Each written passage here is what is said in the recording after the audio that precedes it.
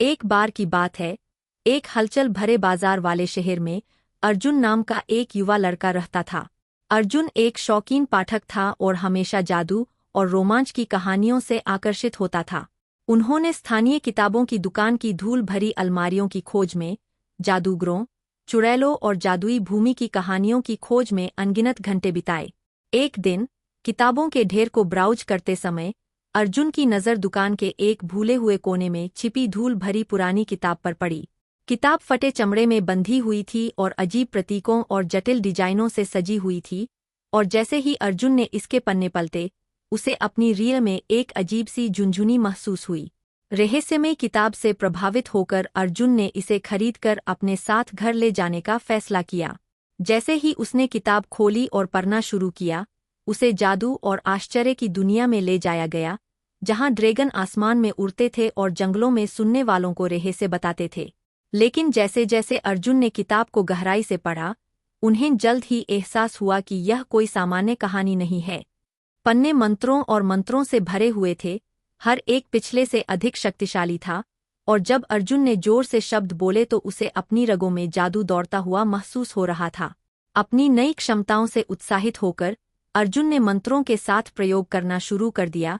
उनका उपयोग जादू के ऐसे करतब दिखाने के लिए किया जिसके बारे में उसने कभी सपने में भी नहीं सोचा था।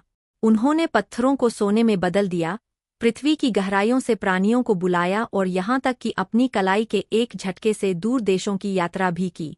लेकिन जैसे जैसे अर्जुन की शक्तियाँ मजबूत होती गईं, वैसे वैसे उसके चारों ओर आने वाले खतरे भी बढ़ने लगे।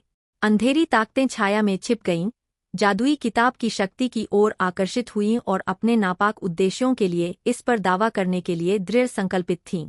उस खतरे को महसूस करते हुए जो उसने अनजाने में फैलाया था, अर्जुन जानता था कि उसे खुद को और अपने प्रियजनों को उन अंधेरी ताकतों से बचाने का रास्ता खोजना होगा जो उन्हें भस्म करने की धमकी देती है।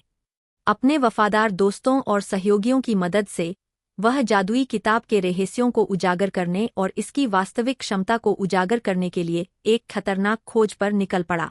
रास्ते में अर्जुन को अनगिनत परीक्षणों और क्लेशों का सामना करना पड़ा, भयंकर राक्षसों से जुओना पड़ा, प्राचीन पहेलियों को सुलझाना पड़ा और अपने भीतर के राक्षसों का सामना करना पड़ा। लेकिन इस सब के दौरान उन्होंने कभी भी अपने अंतिम लक्ष्य को नहीं खोया, जादुई किताब की शक्ति का उपयोग अच्छी ताकतों के लिए करना और दुनिया में शांति और संतुलन बहाल करना। अंत में यह अर्जुन का साहस, दृढ़ संकल्प और प्यार और दोस्ती की शक्ति में अटूट विश्वास था जिसने उसे अंधेरे को दूर करने और विजयी होने में सक्षम बनाया। जादुई किताब सुरक्षित रूप से अपने कब्जे में लेकर वह अपने गांव लौट आया, जहां उसने निर्दोषों की रक्षा के लिए अपनी शक्तियों का उपयोग करना जारी रखा और जहां भी जरूरत थी, न्याय के लिए लड़ता रहा।